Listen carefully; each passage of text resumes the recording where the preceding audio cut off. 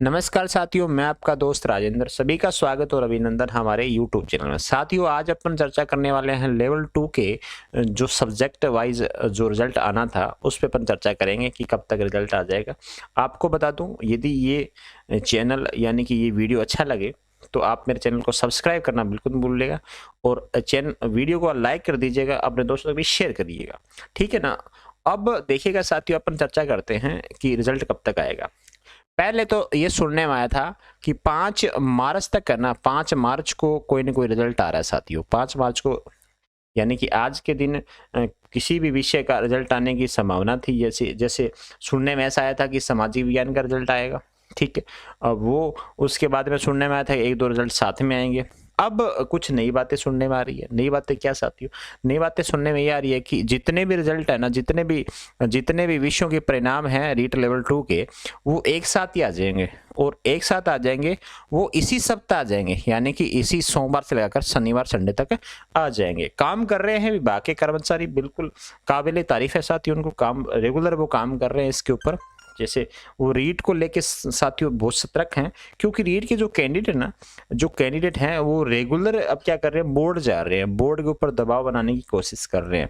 और इसी दबाव के बता देता हूँ, इसी दबाव को लेकर एक ट्वीट आया लोकराज के द्वारा। पहले ये उन्होंने ट्वीट किया था, ये ट्वीट देख लीजिएगा।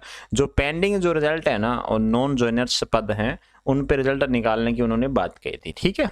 अब उन्होंने दोबारा ट्वीट करके ये कहा कि ये जो मैंने जब पहले बात कह दी कि रिजल्ट आ जाएगा, फिर ये जो बच्चे हैं, विद्यार्थी हैं, ये मंत्रियों से क्यों कहलवा रहे हैं ये बात को, ठीक है ना, तंग कर रहे हैं। आप बता दो कि लोकराज जी, आप ये बताओ कि ये मंत्रियों के पास नहीं जाएंगे तो कहाँ जाएंगे? कहाँ जाएंगे साहब, बताओ। अब ये खुद तो आ ही जा रहे हैं, वहां पे खुद आ रहे हैं। आप ये कह रहे हो रिजल्ट निकाल देंगे।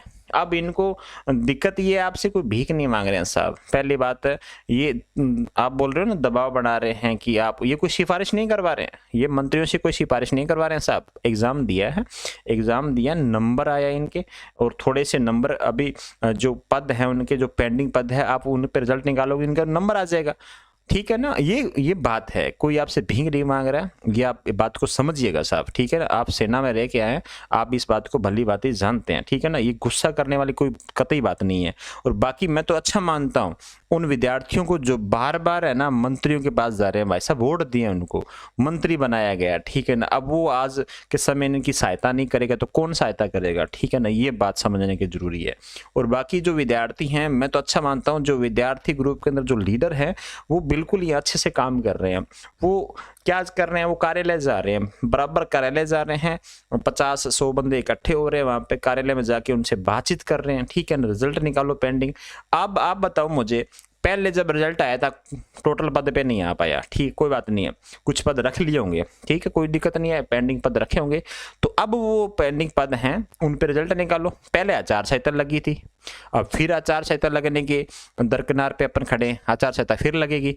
ऐसे तो करते करते आपने कितने महीने, 1 साल हो जाएगा पूरा रिजल्ट आने पे, ठीक है ना। आचार संहिता 2 महीना फिर ये चल जाए, फिर आचार संहिता में कोई काम नहीं हो पाएगा। तो आप बताओ फिर ये बच्चे कहाँ जाएंगे? ये बच्चे मंत्रियों के पास नहीं जाएंगे क्या? मंत्रियों से दबाव बनाने के प्रयास तो करेंगे कि आप आचार से पहले पहले रिजल्ट निकाल दो, ठीक है। अब अच्छी बात है, आप काम करवा रहे हैं, कर्मचारियों से बहुत ही काबिल तारीफ है।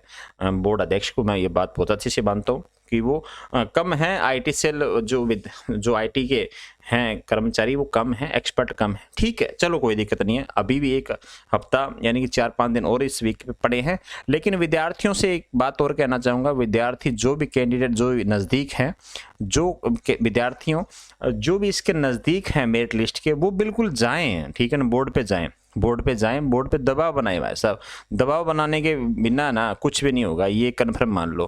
पहले शिक्षा निदेशालय पे दबाव बनाया, तब उनके जो पेंडिंग जो नॉन जॉइनर्स है उन पदों की लिस्ट बोर्ड भेजी थी, बिना दबाव के उन्होंने भेजी क्या, बताओ, नहीं भेजी ना।